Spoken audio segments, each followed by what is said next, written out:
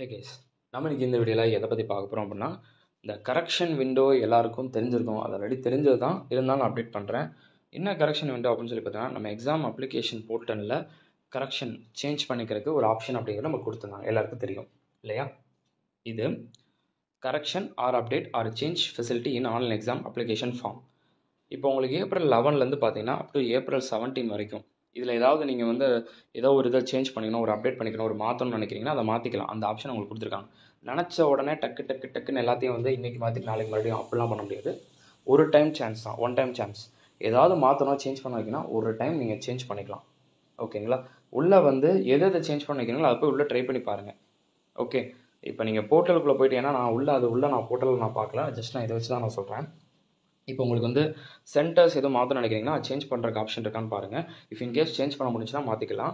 அதேமாதிரி குரூப் 1 நான் கிளிக் பண்ணியிருக்கேன் ப்ரோ, இப்போ நான் குரூப் 2 மாற்றணும் அப்படின்னு நீங்கள் நினைக்கிறீங்கன்னா அது எதுவும் கிளிக் பண்ண முடியுதான் பாருங்கள். அப்படி கிளிக் பண்ண முடிச்சுன்னா தாராளமாக மாற்றிக்கலாம். அப்படி எதுவும் பண்ண முடியலை அப்படின்னா நீங்கள் என்ன பண்ணி தெரியுமா, கீழே exam.helpdesk@icme.in இருக்குல்ல, அந்த மெயில் ஐடிக்கு மட்டும் மெயில் பண்ணிடுங்க. சார் இந்த மாதிரி நீங்கள் நோட்டிஃபிகேஷன்ஸில் பார்த்துக்கிட்டிங்க அப்படின்னா correction or update or change facilities option இருக்குன்னு சொல்லியிருந்தீங்க. பட் என்னால் இது ஆப்ஷன்ஸ் சேஞ்ச் பண்ண முடியல, என்னங்கிறத நீங்கள் ஒரு மெயில் பண்ணி வேணால் நீங்கள் கேட்டு தெரிஞ்சுக்கலாம். ஓகேங்களா? That's all. ஏன்னா சேஞ்சுங்கிறத நீங்கள் என்ன பண்ண போகிறீங்க, ஏதோ குரூப் சேஞ்சோ இல்லை சென்டர் சேஞ்ச் பண்ணுறதுக்கு தான் ஆப்ஷன் யூஸ் பண்ண போகிறீங்க இல்லையா? அப்போது நல்லா ஞாபகம் வச்சுக்கோங்க, அந்த எடிட் ஆப்ஷன் பண்ணணும் அப்படின்னா நீங்கள் எப்படி போகிறது அப்படின்னு கேட்டிங்கன்னா, எப்பயும் போல் எக்ஸாம் அப்ளிகேஷன் போர்ட்டல் போனீங்களா, அந்த போர்ட்டலுக்குள்ளேயே நீங்கள் எப்பயும் போல் போங்க. அந்த போர்ட்டலுக்குள்ளே போயிட்டு உங்களோட அந்த ரெஜிஸ்ட்ரேஷன் நம்பர் எல்லாம் கொடுத்துட்டு அதில் அவங்க ஓடிபி அது இதுன்னு அவங்க டீட்டெயில்ஸ் கேட்பாங்கல்ல, அந்த டீட்டெயில்ஸ் எல்லாத்தையும் நீங்கள் என்ன பண்ணுறீங்க அப்படின்னா பக்காவாக ஃபில் பண்ணிக்கிறீங்க ஃபர்ஸ்ட் ஆஃப் ஆல். ஓகேங்களா? ஃபில் பண்ணிவிட்டு நீங்கள் ஃபர்தர் ப்ராசஸ் நீங்கள் பண்ணுற மாதிரி இருக்கும். That's all. ஓகே, அவ்வளோதான். அதை அங்கே உங்களுக்கு என்ன ஆகும்னா ஓடிபி வரும், உங்கள் மெயில் ஐடிக்கு ஓடிபி வரும், அதே மாதிரி உங்களோட டேட் ஆஃப் பர்த் கேட்குற மாதிரி இருக்கும். இந்த மாதிரி சில ஆப்ஷன்ஸ் மட்டும் இருக்கும். அதுக்கப்புறம் நீங்கள் டேரெக்டாக ப்ராசஸ் ஃபர்தராக நீங்கள் பண்ணிக்கிற மாதிரி இருக்கும். இப்போ இது இந்த போர்ட்டல் நீங்கள் அப்டேட் பண்ணிக்கிறது, சேஞ்ச் பண்ணிக்கிறது எப்போ நீங்கள் பண்ணிக்கலாம்னா அவங்களே கொடுத்துட்டாங்க, அந்த டேட்டு வரைக்கும் நீங்கள் பண்ணிக்கலாம். Okay, that's all. இன்னொன்று சொல்கிறேன் ப்ரோ, நான் எல்லாமே கரெக்டாக தான் போட்டிருக்கேன், இன்னொருக்கு நான் உள்ளே போய் செக் பண்ணலாமா? தாராளமாக செக் பண்ணுங்கள், தப்பே கிடையாது. ஓகேங்களா? தப்பே கிடையாது. இப்போ இவங்க மட்டும் தான் போகணும், அவங்க மட்டும் தான் போகணுங்கிறது கிடையாது. ஆல்ரெடி நான் பண்ணிட்டேன் ப்ரோ, இருந்தாலும் ஒரு டைம் செக் பண்ணிக்கலாமா, ஃபோட்டோ கரெக்டாக இருக்கா, சிக்னேச்சர் கரெக்டாக இருக்கா, ஃபாதர் நேம் எல்லாம் கரெக்டாக இருக்கா அப்படிங்கிறத நான் செக் பண்ணட்டா அப்படின்னா செக் தாராளமாக பண்ணுங்கள். அதே மாதிரி பார்த்தீங்கன்னா அதில் குவாலிஃபிகேஷன் சொல்லி ஒரு காலம் இருக்குல்ல, அந்த குவாலிஃபிகேஷனில் அப்படி அந்த ஒரு பாக்ஸுக்குள்ளே பிகாம்னா பிகாம் பண்ணுறதா, பிகாம் ஃபினிஷ் பண்ணியிருந்தேன்னா பிகாம் ஃபினிஷ் பண்ணிட்டேன், எம்பிஏ ஃபினிஷ் பண்ணிட்டேன், எம்பிஏ ஃபினிஷ் பண்ணிட்டேன், இல்லை சிஎம்ஏ என்ட்ரு முடிச்சிட்டேன் அப்படின்னா சிஎம்ஏ என்ட்ரு முடிச்சிட்டேன், சிஎம்ஏ ஃபவுண்டேஷன் முடிச்சிட்டேன், சிஎம்ஏ ஃபவுண்டேஷன் முடிச்சிட்டேன் அப்படிங்கிறது அந்த இடத்துல குவாலிஃபிகேஷனில் நீங்கள் போட்டுக்கோங்க. அதனால் எல்லாருமே ஒரு டைம் மறுபடியும் உள்ள போர்ட்டலில் போயிருங்க. போர்ட்டலில் போயிட்டு அதே மாதிரி எல்லாருமே இவங்க அவங்களாம் கிடையாது, எல்லாருமே ஒரு டைம் விசிட் பண்ணுங்கள். ஓகேங்களா? ஒரு டைம் ஜஸ்ட் விசிட் பண்ணி உள்ளே கரெக்டாக இருக்காங்கிறத ஒரு சும்மா செக் பண்ணிக்கோங்க. ஏன்னா செக் பண்ணுறதுனால தப்பு கிடையாது, இதனால் எதுவும் இஷ்யூ ஆக போகிறது கிடையாது. உள்ளே கரெக்டாக இருக்காங்கிற செக் தான் பண்ண போகிறீங்க. ஆல்ரெடி கரெக்டாக தான் ப்ரோ இருக்குது, பிடிஎஃப்லாம் ரெடியாக தான் வச்சுருக்கேன் ப்ரோ அப்படின்னா விட்டுருங்க. இல்லை நான் ஒரு டைம் செக் பண்ணிக்கலாம்னு இருக்கேன் ப்ரோ அப்படின்னா செக் பண்ணுங்கள். செக் பண்ணுறதுனால என்ன அமௌண்ட்டாக கேட்க போகிறோம் அப்படிலாம் எதுவும் கிடையாது. உள்ளே போய் நீங்கள் நான் சொன்ன மாதிரி செக் பண்ணிக்கோங்க. செக் பண்ணிட்டு எல்லாம் கரெக்டாக இருக்கா அப்படிங்க பார்த்துட்டிங்களா, ஓகே அப்படியே விட்டுருங்க, அவ்வளோதான். எதுக்காக சொல்கிறேன்னா, ஏதாவது ஃபோன் நம்பர் மிஸ்டேக்காக இருந்திருக்கலாம், இல்லை ஏதாவது ஒரு டீட்டெயில்ஸ் அட்ரஸ் ஏதாவது ஒரு மிஸ்டேக் இருந்திருக்கலாம், ஏதாவது சின்ன சின்ன மிஸ்டேக் இருந்திருக்கலாம்ல, நம்மள அறியாமல் ஏதாவது ஒன்று இருந்திருக்கலாம்ல, அதனால தான் சரி கொஞ்சம் பார்த்துக்கோங்க அப்படிங்கிறதுக்கு நான் சொல்கிறேன். Okay, that's all. ஸோ இந்த சான்ஸ் அப்படிங்கிறது உங்களுக்கு முடிய போகுது, நல்லா வச்சுக்கோங்க.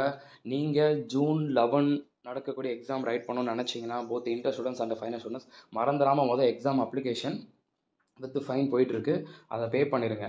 இல்லை ஆல்ரெடி நான் பே பண்ணிட்டேன் ப்ரோ அப்படின்னு நீங்கள் நினச்சிங்கன்னா உள்ள ஆல்ரெடி பே பண்ணியிருப்பீங்கள, அதில் உள்ள டீட்டெயில்ஸ் கரெக்டாக இருக்குதா அப்படிங்கிறது கொஞ்சம் செக் பண்ணி பார்த்துக்கோங்க. இப்போ இதில் இருக்குல்ல, கரெக்டாக தான் கொடுத்துருக்காங்களா அப்படிங்கிறது கொஞ்சம் செக் பண்ணி மட்டும் பார்த்துக்கோங்க. Okay, that's all. Wish you all the very best. மறந்துடாமல் ஃபர்ஸ்ட் ஆஃப் ஆல் எல்லாருமே ஒரு ட்ரை அப்படிங்கிறத பார்த்துக்கோங்க, தப்பே கிடையாது. ஓகேங்களா? அதனால் எதுவும் இஷ்யூ ஆயிருமா அப்படின்னா அப்பலாம் இல்லை. ஏன்னா பை மிஸ்டேக் நீங்கள் குரூப் 1 மேலே குரூப் 2 ஏதாவது ஒன்று கிளிக் பண்ணியிருக்காங்கல்ல, ஆனால் ஒரு சான்ஸ் தானே, அதனால் கரெக்டாக இருக்காங்க, அதை மட்டும் செக் பண்ணிக்கோங்க. எந்த ப்ராப்ளம் எது வந்தாலும் கீழே அந்த exam.helpdesk அது மெயில் பண்ணிடுங்க. இன்னொன்று ப்ரோ, நான் சிங்கிள் குரூப் அப்ளை பண்ணேன், இப்போ போத் குரூப் அப்ளை பண்ணலாமா அப்படின்னு நிறைய பேர் டவுட் கேட்டுருந்தீங்க. ஒன்றே சொல்கிறேன், இன்ஸ்டியூட்டுக்கு மெயில் பண்ணுங்கள். இன்ஸ்டியூட் ஓகேன்னு சொன்னாங்கன்னா நீங்கள் டிடி எடுத்து இன்ஸ்டியூட்டுக்கு சென்ட் பண்ணுற மாதிரி இருக்கும், அவ்வளோதான்.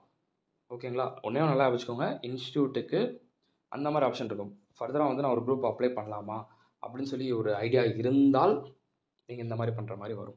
ஓகே, அதுக்கு ஓகேனா நீங்கள் தாராளமாக பண்ணலாம், சரிங்களா?